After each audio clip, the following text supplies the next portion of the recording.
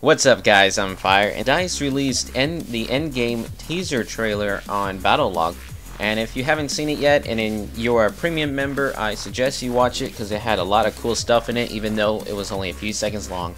And for those that aren't premium members, I'm pretty sure it's probably on YouTube by now. It's always on there. But today I wanted to talk about it and talk about some of my speculations and opinions and what I think it could have in the future on Endgame based on what we know so far. Now there's been a lot of rumors about the forest maps for Endgame. It hasn't been shown in the trailer, but it could happen, but we don't know. Although the map that was released in the teaser trailer, it showed pretty much of just a plain land, kind of like Caspian Border. And it had a lot of ramps in it for the motorcycles, which is really cool. And after watching that short trailer, I noticed a few things.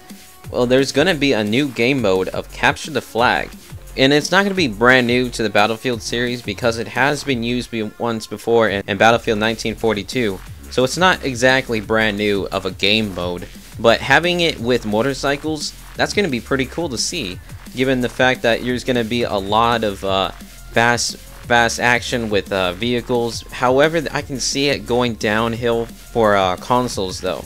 And I wanted to talk about a few things as a console gamer and try to point out a few things that I've noticed and how it could affect all the console versions of BF3, because I am not a PC person, so I'm gonna support the console players and give you what's up about it. And one of the other things I've noticed was the little icon on the sea flag on the map that was shown, which I do not know the name of it just yet. It has the icon of the, let's say, the AC-130 does for the armored kill maps. Now it's not going to be the AC-130, thank goodness, but it is going to be a drop ship. And this drop ship will be used to drop vehicles and maybe even be able to use paradrops. I'm not sure if you're going to be able to shoot from this dropship, but having it drop off vehicles, I'm pretty interested in seeing how they're going to implement it into the game. Because the AC-130, for consoles that is, was very, very overpowered against the other players on the defending team in Rush, but on Conquest, it was fine. It wasn't that big of a deal. However, for this dropship, it's going to give it a bit of a pretty cool, interesting gameplay going on, because you're going to be fighting over this area, but it depends on what you're going to get. Are you going to get like an extra tank, more motorcycles that can spawn places with parachutes? I'm not exactly sure, but given the fact that it's a dropship and not an AC-130, I'm supporting it. However, if it's going to have a spawn system in it where you can spawn and paradrop from it, I'm really hoping it's not going to have it in rush mode, because I hated that in Armored Kill.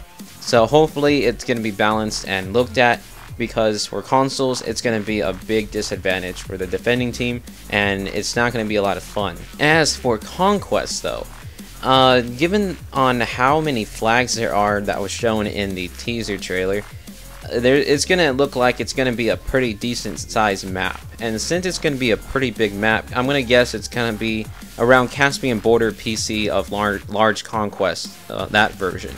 But for consoles, everyone knows how boring Firestorm and Caspian Border can be on consoles. So I'm gonna hope that it's not going to be to where we can't find anyone, even though we're using motorcycles. And on Capture the Flag, I hope it's going to have a decent size, so that way it won't be like one person's on one side of the map, the others are like all scattered around, and we never seen each other. And it's going to be extremely difficult to actually hold a flag and keep it and get to the other side. Actually, it's going to be a lot easier for them. So I'm hoping it's going to be balanced, and given the fact that we only have 24 players, it's going to be fun, because I don't know, I feel that Armored Kill was very boring. Close Quarters was for consoles, and the newest one of Aftermath, now that one, it was awesome. The maps were very well done. It was just like Back to Karkan, and which is why in my previous video I was saying how it was like now my favorite DLC expansion that has been released. Because the maps, even though they were decent sized maps where they were pretty big, you were able to find people very quickly. I'm really hoping that Endgame is going to be the same thing, because if it's not, it's just going to be another flop for consoles.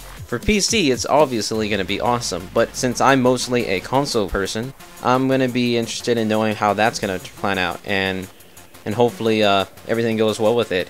But after just seeing that little trailer, there's a lot of things that can happen, and I really cannot wait to see some more about it. And there's also one other thing I would like to talk about, and that was about the capture the flag.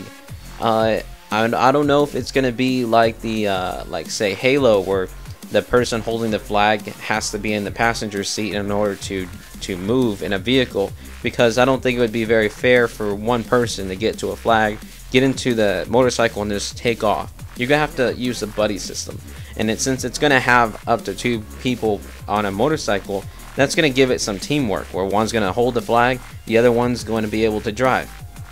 And if it wasn't like that, I don't think it's going to be very fair if someone gets a flag, gets on a motorcycle, or gets in a tank or something, and then just go crazy and kill everyone and get to the base.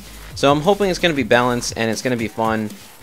Just by seeing the trailer of like a few seconds, it was really good. I highly recommend you guys to watch it, and then hopefully we'll see another one very soon. And I hope you guys are having a great day, and have a Merry Christmas and a Happy Holidays and anything that you're doing. And hey, we are not dead because, I don't know, the mind screwed up. Alright, peace out, guys.